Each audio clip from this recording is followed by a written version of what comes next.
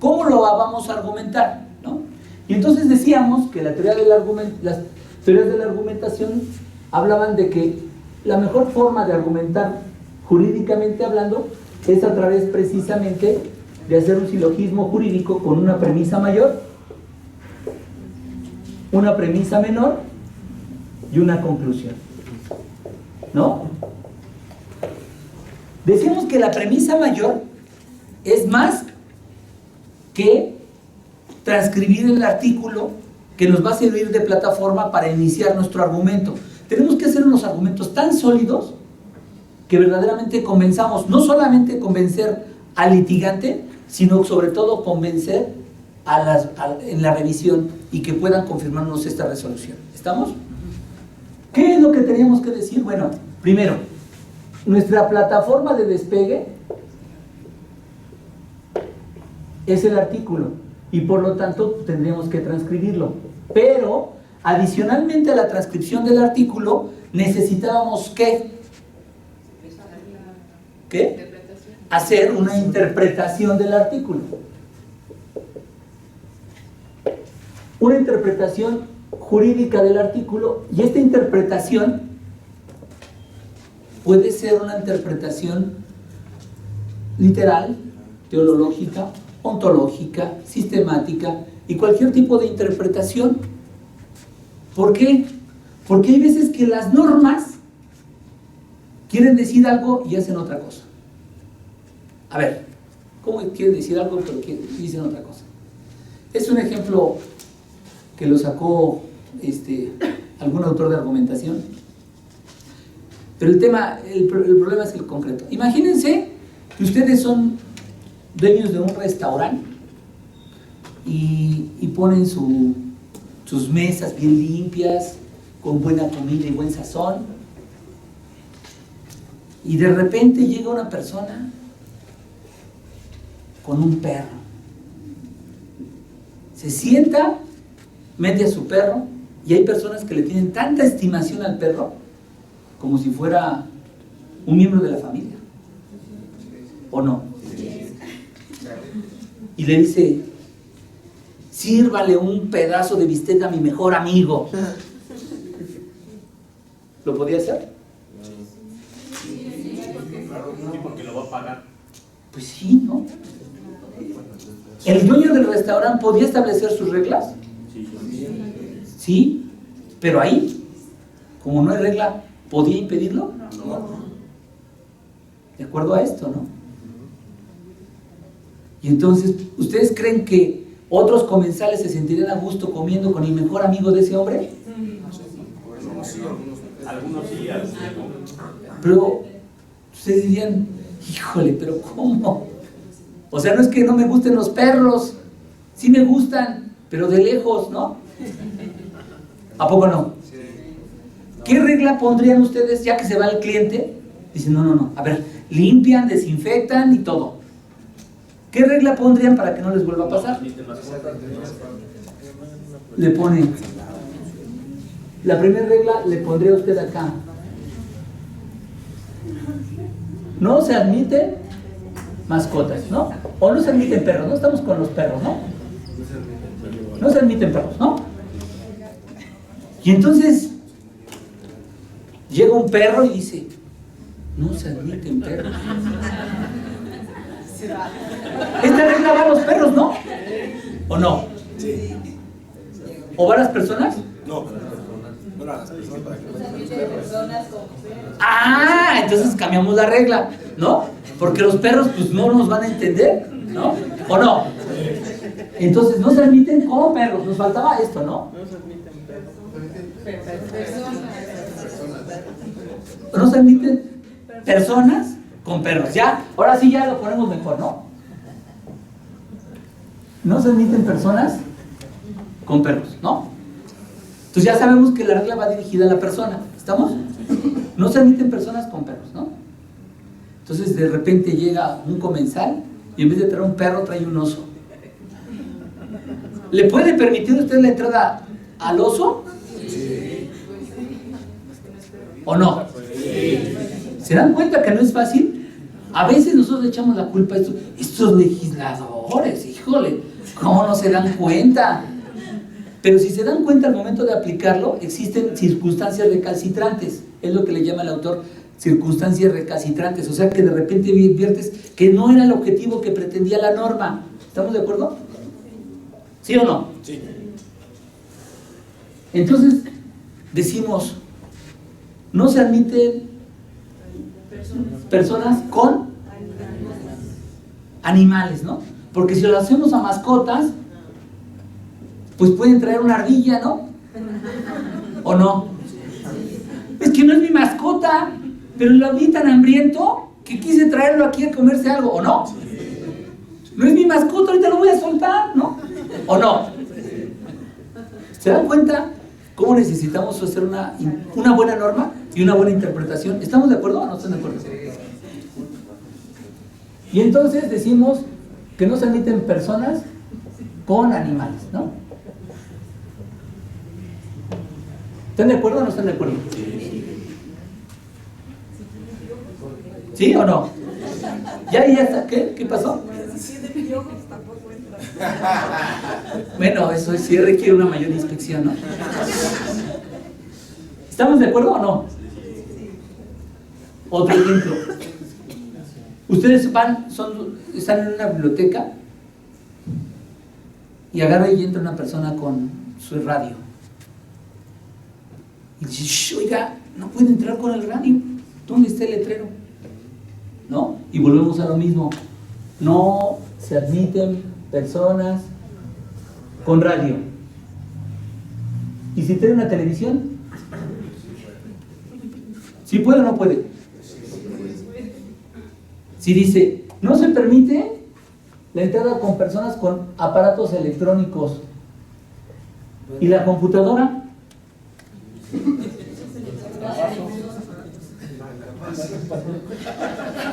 ¿No?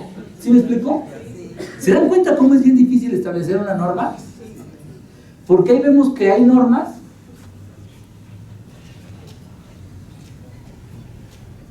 infra-incluyentes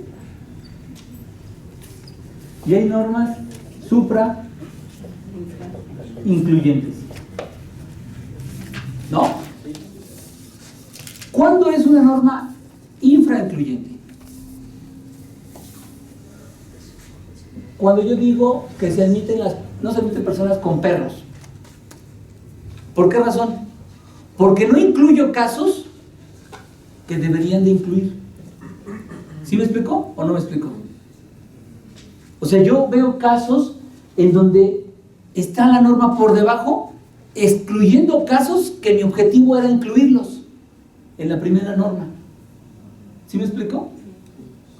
El segundo ejemplo de aparatos electrónicos podría ser una norma sobreincluyente, porque incluye casos que yo no quería excluir. La computadora, si no aplican algún sistema de audio, no lo puedo meter. Entonces estoy incluyendo casos que no debería de incluir. ¿Sí me explico o no me explico? ¿Qué es lo que yo tengo que establecer al momento de encontrarme con una norma infraincluyente o sobreincluyente? Tengo que buscar la razón subyacente.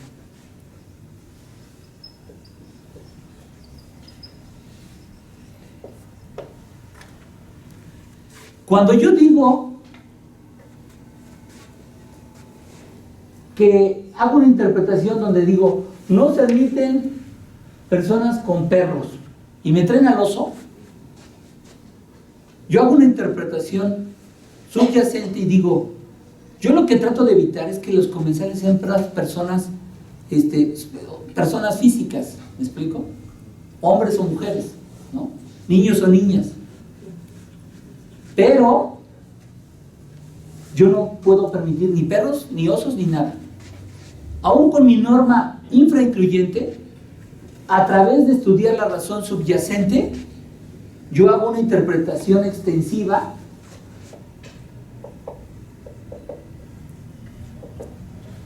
de las normas infraincluyentes para incluir aquel supuesto jurídico que no estaba previsto en mi norma.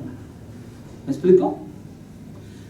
A través de la razón subyacente, cuando yo hago lo de los aparatos electrónicos, lo que yo digo es que la razón subyacente es evitar que los demás sean interrumpidos en la consulta de libros, razón por la cual entonces sí permito las computadoras.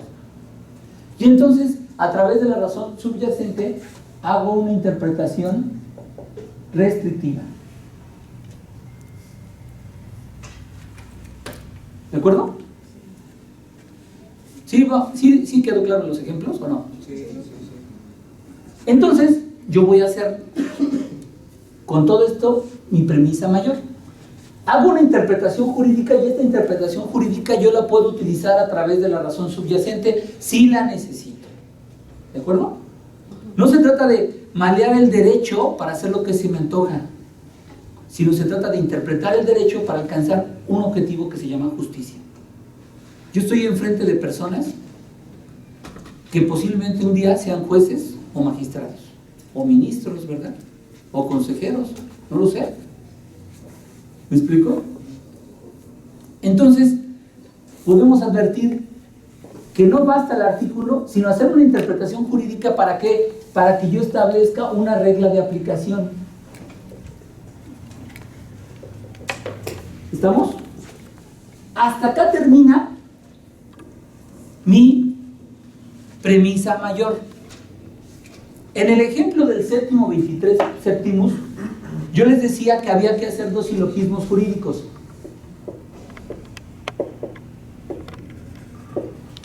¿Cuáles son los dos silogismos jurídicos del que yo decía? Uno, la facultad para desechar, ¿no? Y dos, precisamente la improcedencia que me iba a llevar al desechamiento. ¿Estamos de acuerdo? Entonces yo tengo que decir, a ver, mi plataforma de despegue, ¿qué artículo es? ¿Fracción? 12.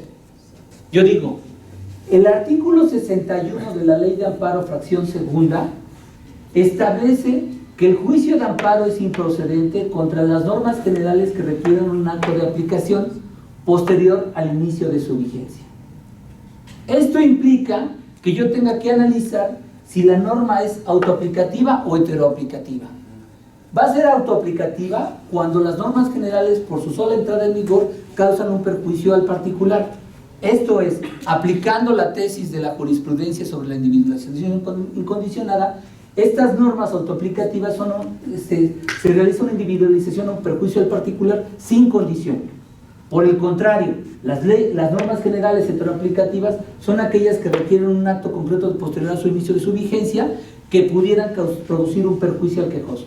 Aplicando la tesis de la individualización condicionada, quiere decir que la individualización o perjuicio al particular tiene condiciones en el momento de su aplicación. Esto significa que la fracción 12 del artículo 61 se refiere a normas heteroaplicativas. ¿Por qué? Porque se requiere un acto de aplicación posterior al inicio de su vigencia. Solamente procede el juicio de amparo contra normas autoaplicativas. Aplicando el sentido contrario, el juicio de amparo es improcedente cuando se reclama normas generales heteroaplicativas.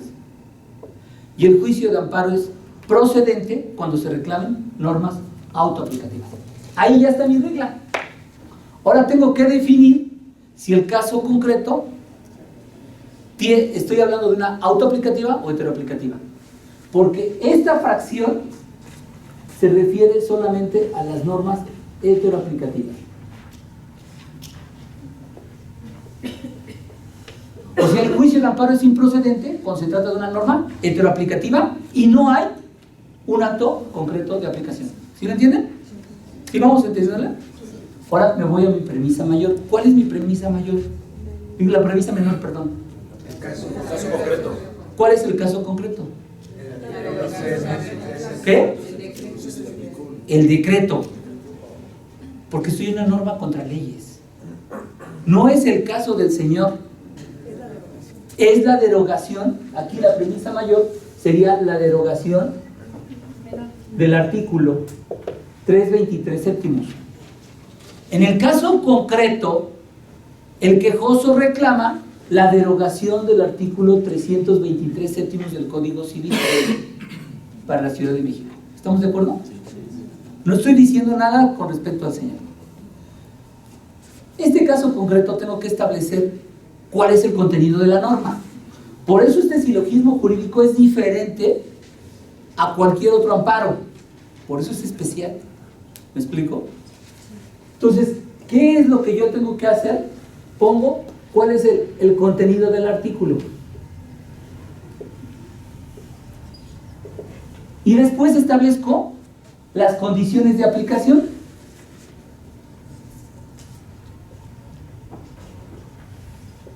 Y llego a la conclusión de que se trata de una norma heteroaplicativa. ¿Estamos de acuerdo?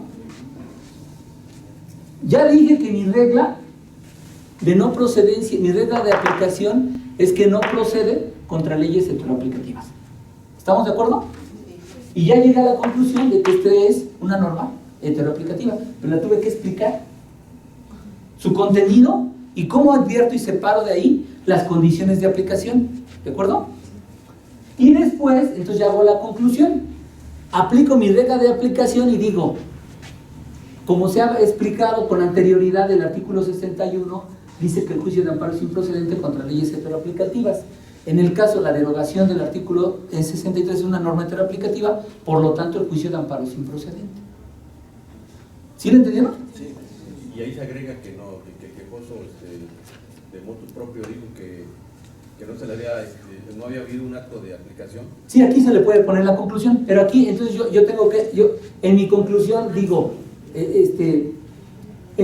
o sea, ya que hice la regla de aplicación, digo, como el artículo 61, fracción 12, establece que el juicio de amparo es improcedente contra normas heteroaplicativas, normas generales heteroaplicativas, y en el caso lo que se reclama es el artículo 323 séptimos del Código Civil, y este artículo es una norma general heteroaplicativa, y que el quejoso dijo, se le requirió y no dijo cuál era el acto concreto de aplicación, entonces en términos de esto, el juicio de amparo propuesto es notoriamente improcedente. Notoria e individualmente, indudablemente improcedente. Por lo tanto, procede desechar. Muchas personas no terminan la premisa mayor y la revuelven con la premisa menor, y a veces ponen la conclusión y a veces lo ponen todo revuelto, ¿no? Si ustedes quieren ser unos buenos argumentadores jurídicamente hablando y quieren hacer su argumento sólido, utilicen el silogismo jurídico de manera adecuada y su resolución va a ser confirmada. ¿Por qué razón? Porque el enlace lógico entre las premisas y la conclusión es correcta. Las premisas son sustancialmente valiosas porque se derivan precisamente de la ley y se derivan de las constancias, y en consecuencia tu argumento es muy fuerte, va a convencer no solamente al quejoso, ¿no? ¿O no? A veces sí se convencen. ¿Se convencen o no se convencen? Pero a veces lo impugnan a pesar de que están convencidos. ¿O no? ¿Por qué? Pues dicen, pues vamos a aplicar el PSP, ¿no? ¿Sí saben qué es el PSP, no? Por si pega, ¿no? ¿A poco no? Hay litigantes que agarran y ponen un montón de PSPs y ninguno pues pega. Y hay veces que ponen PSPs que sí son un argumento, pero está incompleto. Y a veces uno dice, híjole, por poquito y le pega, ¿no? Nosotros sí decimos por poquito y le atina, ¿no? Porque no sé si han visto que yo me he encontrado con resoluciones que dicen, como atinadamente el juez lo dijo. Y atinadamente, pues no se trata de atino. O sea, se trata de argumentos, ¿no? Pues no estamos en la piñata.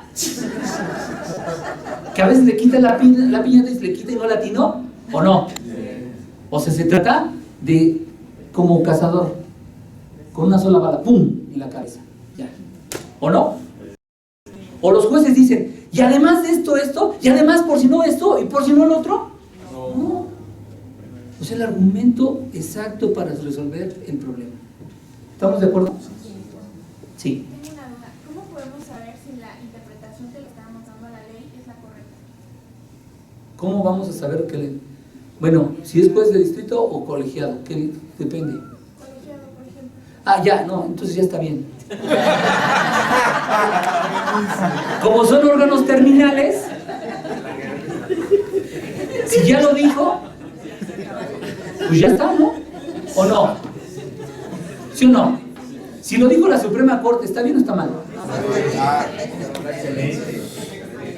A lo mejor ya ustedes estudiosos y en clase les pueden decir, esta jurisprudencia no tomó en consideración A, B, C, D, F, G, pero a la hora de aplicar, como dijo brillantemente la Suprema Corte, con tesis obligatoria, ¿no?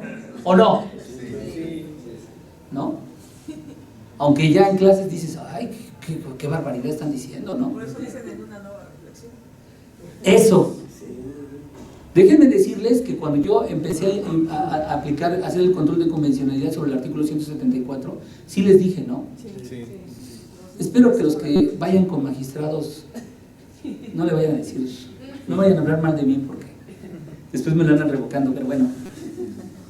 Unos hasta se persinaron. ¡Sacrilegio! ¡Sacrilegio! Es liti cerrada. ¿Cómo se le ocurre decir esto al juez? No lo hicieron valer las partes. ¿Cómo se le ocurre? Oye, pero es que eso es ex oficio, ¿o no? Era de oficio. Y entonces me la revocaban. Y me la revocaban.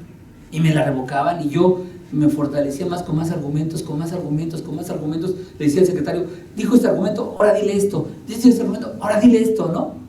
Pero en otro caso, ¿verdad? Y algunos otros jueces hacían lo mismo. No, yo no era el único. Y la Corte primero dijo, se equivocó el juez de distrito. Y en la segunda, después de una nueva reflexión, dijo, sí. Y ya está. Pero no debe de inaplicar, lo que debe de hacer es una interpretación conforme. Y ahorita ya es jurisprudencia. Ya nadie dice, toca ese tema, y todos están convencidos que no se debe de... Ya en México ya no hay usura. ¿Me explico? Y si la hay, cuando vayan a los tribunales, los jueces, ¿qué tienen que hacer ahora?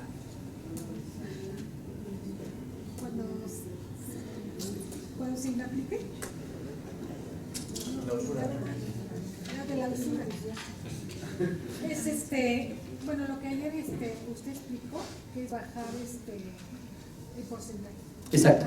Nosotros los jueces tenemos que hacer la reducción y si no, en apelación. ¿Estamos de acuerdo?